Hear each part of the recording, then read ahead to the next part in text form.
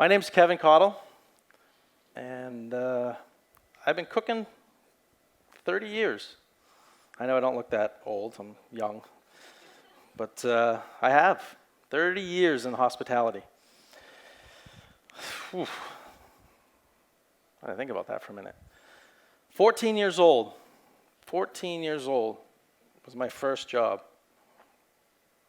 What I'd like to talk about a little bit tonight is hospitality, pressures, fails, and successes, all due to pressure. I want to open your eyes a little bit to my world, the world that 1 in 5 Americans have worked in at one point in their life.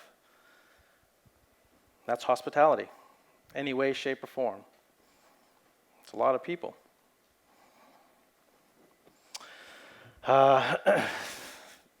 Pressures of hospitality can be pretty brutal.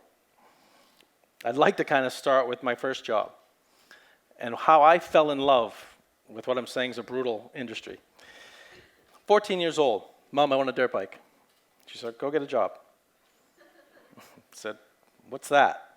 Don't you buy that for me? She said, okay, son. So as my mom was a single mother, raising 2 boys, you can imagine how that went. We were both knuckleheads, and all we wanted to do was beat each other up. So she said, all right, we're going to go to school. You're going to get your working papers. We're going to go to town hall. These are the days you have to do all that stuff. First job is in a restaurant, washing dishes, making salads. So, okay. I got dropped off on the bus, 3 o'clock, 3:30, 3 days a week. Worked till 10, 11 o'clock at night at 14 years old. What I really remember most about this job was the one man that ran the whole entire thing. The whole entire thing. One man. Probably a 45, 50-seat restaurant. New England style. I grew up in Plymouth, Mass. I don't know if my accent kicked in yet. But this guy would just rock these things out. He'd have Jethro Tull blaring like nobody's business in the background. And he would just be a one-man show, just doing so much stuff. I'd help when I could, but I was a 14-year-old kid. I didn't know what to do. I made salads and washed dishes. This guy would just go and go and go, and he never, ever swore. The guy never said anything ill, never did anything mean, never just took it. Waitresses, waiters, managers, everybody screaming at him, this, that, and the other thing. And he would just go and go and go and go. I was amazed. I was hooked. Look at goosebumps. I was hooked that moment. That night, that first night I saw this. After that, I was like, man, how'd you do that? He said, nobody can do what I can do. He was just that confident. Again, more goosebumps. Look at that. Let's fast forward a little bit. I've been 30 years since that day in this business. I've been fortunate enough to put my nose to the grind, do what I think is the right thing to do. It's tough, unforgiving business sometimes. Very little reward, except a personal self-reward. And that's kind of the way I took things. You are under crazy amounts of pressure. But through that, I was able to do a couple of good things. Through the next individual that I'm going to talk about, I was able to achieve, I think, through my ambition and talents, I guess, if you will, to get my culinary status to where it needs to be. But this one man taught me about pressure. Taught me how to decompartment and compartment different levels of pressure and how you can do that. I met this man about 8 years ago. Look at that face, huh? That says it all. I don't know if you know this show. I don't know if you know him. He's really not that bad of a guy, but it's called Hell's Kitchen for a reason. This man, Chef Ramsay, taught me lessons that I didn't really know I knew or needed to know at the time. I wasn't going on the show to learn how to cook. I was going on the show to win $500,000. That's why I was going on the show. I knew how to cook. But I didn't know the lessons he was about to teach me. For whatever reason, he took to me. Then I'm on the show within, I don't know how they do it. The first couple episodes, I broke my ankle.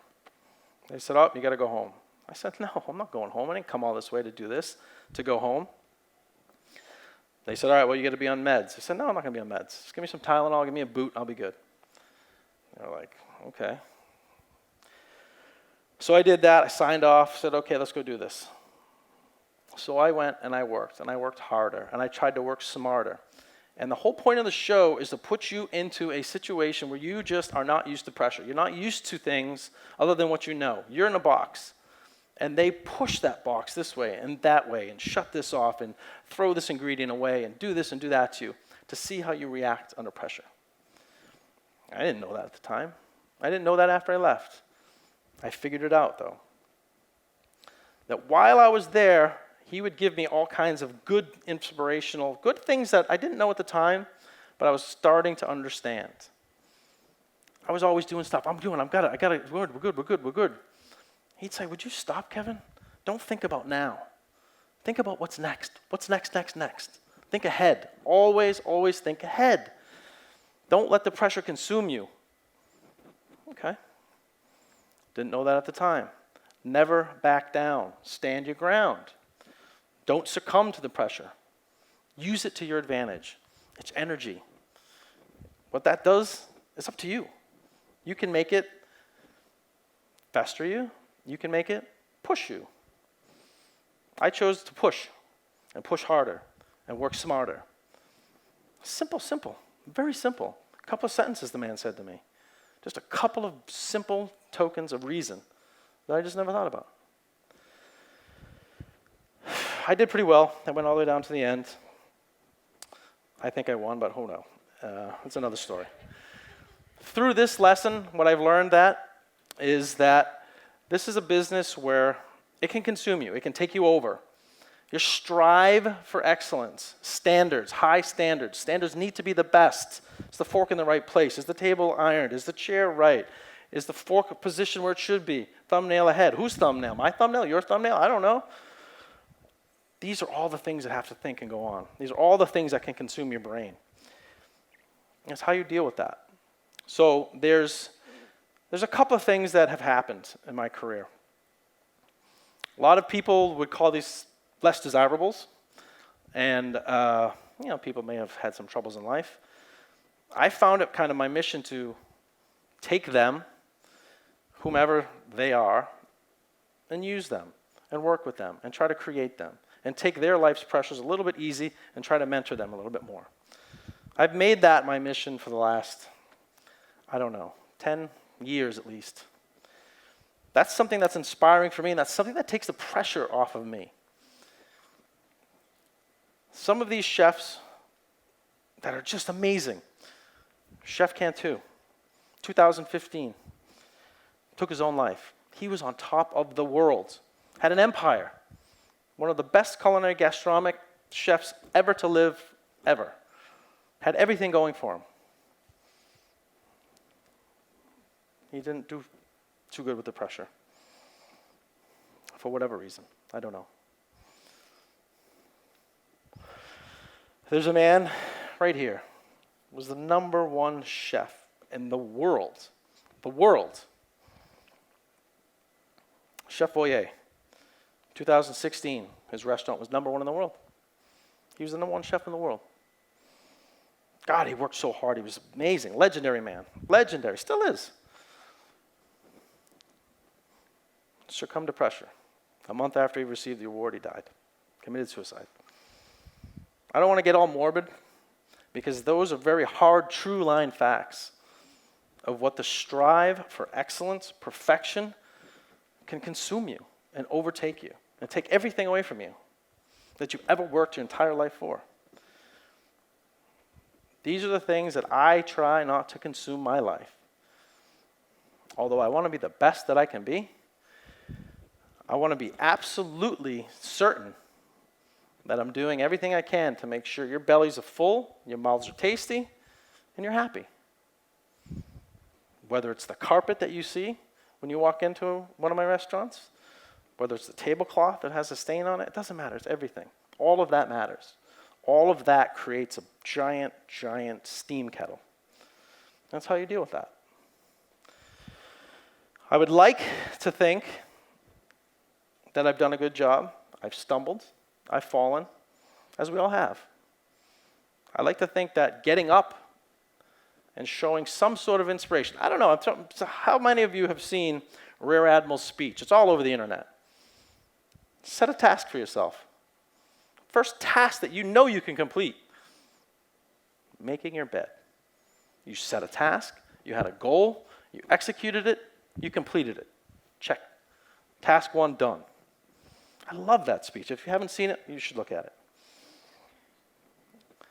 Pressure is a tough thing. All of our businesses have that. All of our lives have that. If there's one thing I want you to know, or at least take from just this little tidbit of experience that I had, of things that I can give you, next time you go into a restaurant and you pull out your Yelp review to demolish somebody, just think for a minute before you do that. Just think for a second of everything that went into it. And sometimes people have rough days. Not asking you to forgive or forget, just understand. Just understand what went into that burger, what went into that foie gras, what went into that silverware being an 80-20 polished so bright you can see your teeth. I mean, just everything and every step of the way, somebody was responsible for. 9 times out of 10, it's the chef overseeing everything that needs to happen and making sure, because we're a little egotistical, maniac, but we want perfection. We strive for it. It's what we do. And the first thing you see is the restaurant. You see the waiters. You see the tablecloth. You don't see our food. So we stress about that. So before you do that review, please think about that stuff just a little bit. I hope to see you guys soon. Thank you very much.